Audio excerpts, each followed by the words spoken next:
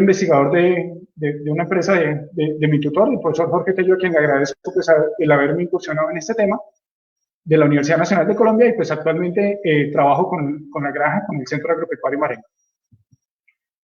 Entonces, bueno, todo el mundo sabe la importancia de las abejas.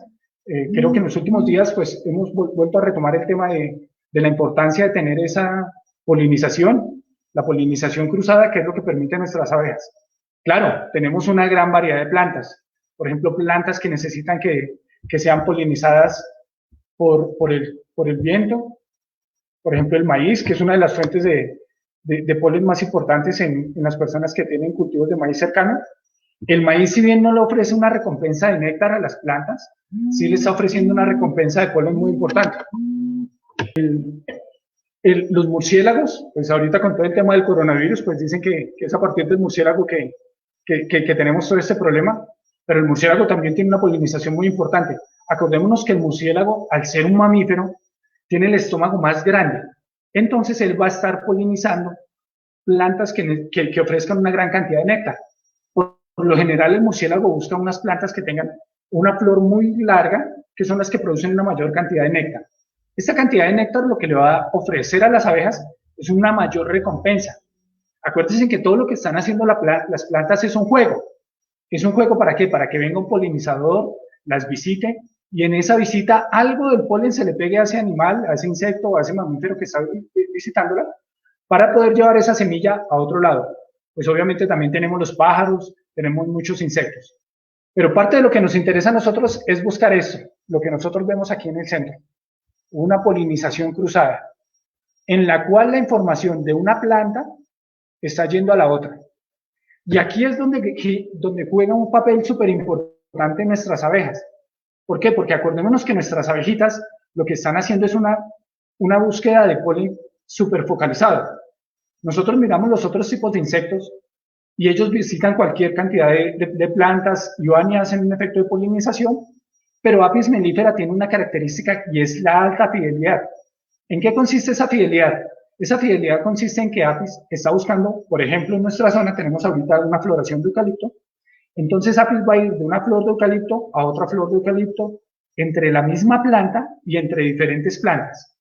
Eso va a hacer que al visitar diferentes plantas nosotros tengamos ese mayor vigor híbrido, que más adelante vamos a hablar del vigor híbrido de nuestras plantas.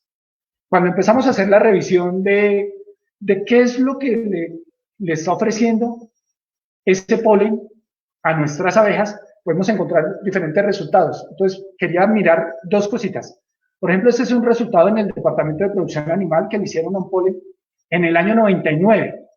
Entonces, si ustedes se dan cuenta, la base húmeda que tenía ese polen, lo podemos ver aquí en este rengloncito, entonces en uno era del 10 y en otro del 13.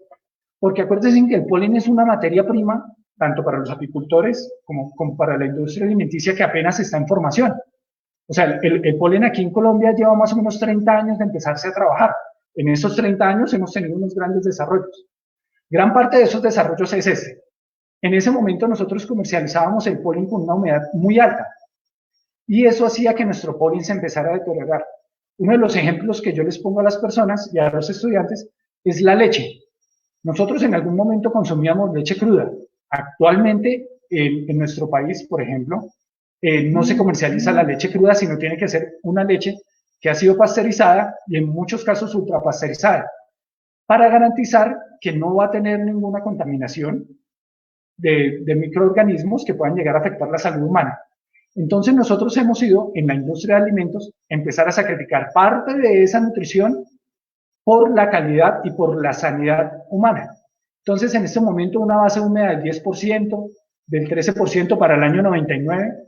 Actualmente nosotros estamos buscando que nuestro polen comercial tenga un mayor contenido de humedad al momento de ser comercializado. Teniendo en cuenta esa materia seca, nosotros tenemos que 18 tipos de plantas, de las cuales en el mismo momento están recogiendo el polen.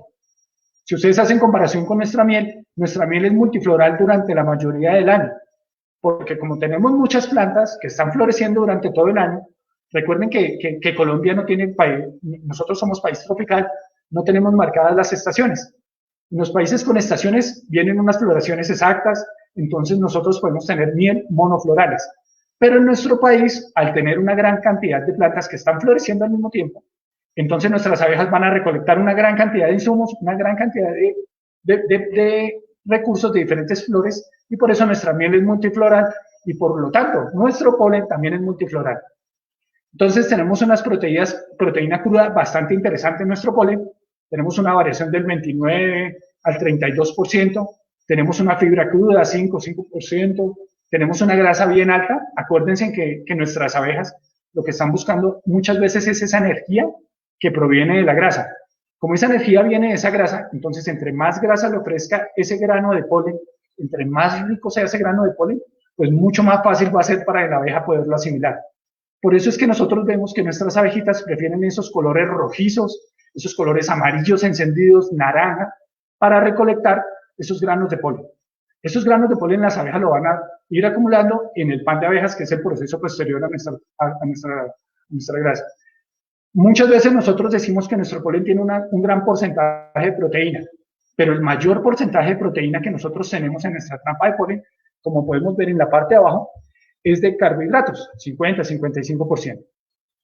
Entonces, un poquito del trabajo que han hecho en la universidad. Entonces, esta es una evaluación físico-química y funcional de las propiedades del grano de polen en diferentes partes, en la cual este grupo, que es del grupo de trabajo de LICTA, pues encuentran también unos porcentajes muy similares. Entonces, quiero que se den cuenta que aquí esta tabla ya empiezan a hablar de base seca. Ese es un trabajo que publicaron hace 2 años. Empiezan a hablar de una base seca mucho más alta.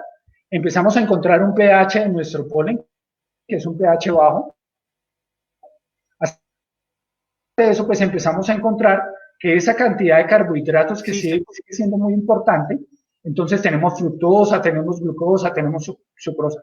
Entonces, cuando nosotros empecemos a hablar de nuestro grano de polen, no simplemente digamos que es proteína. Claro, tiene una proteína bastante alta, pero démonos cuenta que los carbohidratos que tiene nuestro polen empieza a tener también una mayor relevancia y una mayor importancia.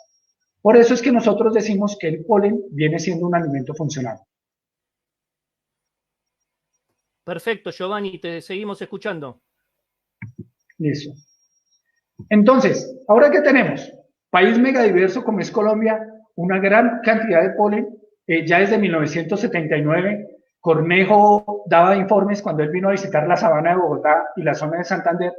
Cornejo decía que aquí encontraba cuadros repletos de polen, y la ventaja que nosotros tenemos con nuestro medio ambiente, con nuestro ambiente, es que nuestras plantas producen una gran cantidad de polen y es durante todo el año.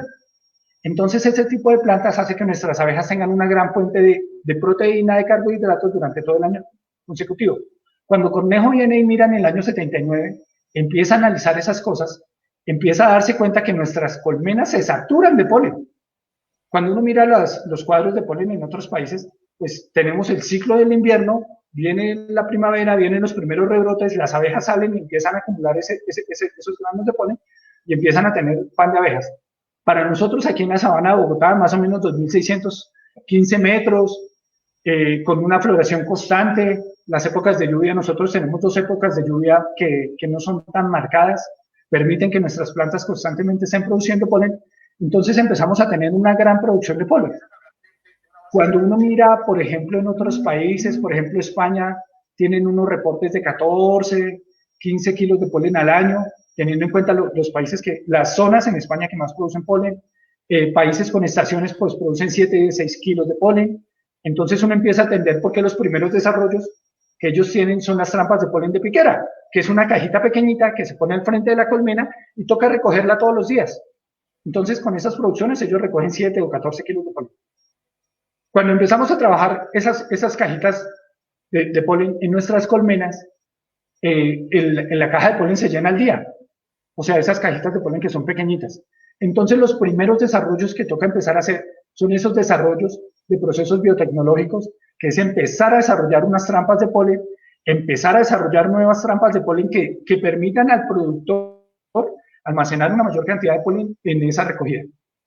Entonces, uno de los grandes inconvenientes que nosotros tenemos en nuestro país es qué hacer con ese grano de polen. Claro, en ese momento, por el tema de la pandemia y etc., todo el polen que se está produciendo se está vendiendo. Pero normalmente muchas veces ese polen se queda almacenado. Ese polen no rota tan fácil.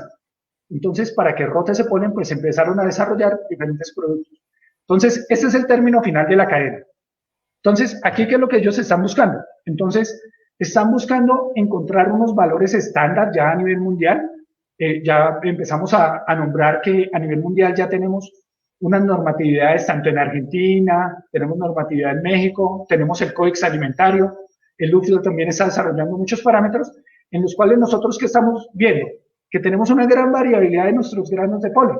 Tenemos unos contenidos de proteína entre el 10% y el 40%.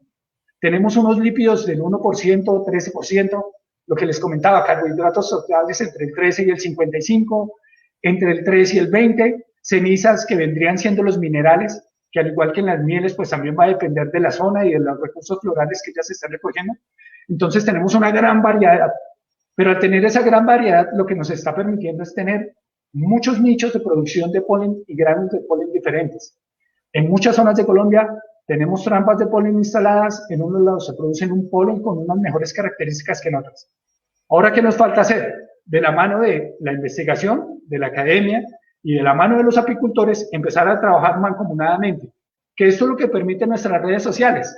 Actualmente, por el tema de que todos debemos estar en casa, pues cada vez nos vamos vinculando más a redes sociales, cada vez todos los días tenemos charlas de apicultura de diferentes países, de diferentes temas, con diferentes intensidades. Entonces, todo esto lo que nos está permitiendo es abrirnos un abanico de posibilidades. O sea, las colmenas no solamente producen miel, en algunas zonas también producen polen, y en algunas zonas